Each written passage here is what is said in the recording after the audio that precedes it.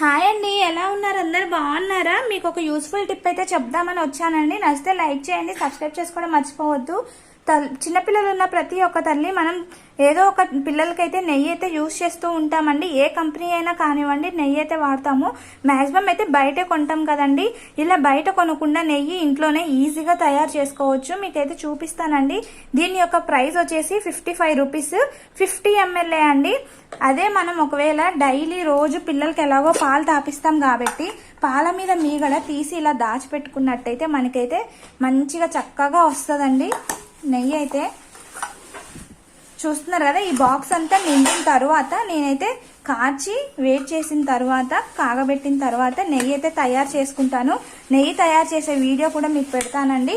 కానీ మనం ఇలా బయట నెయ్యి కొనడం వల్ల చాలా కల్తీగా ఉంటాయండి.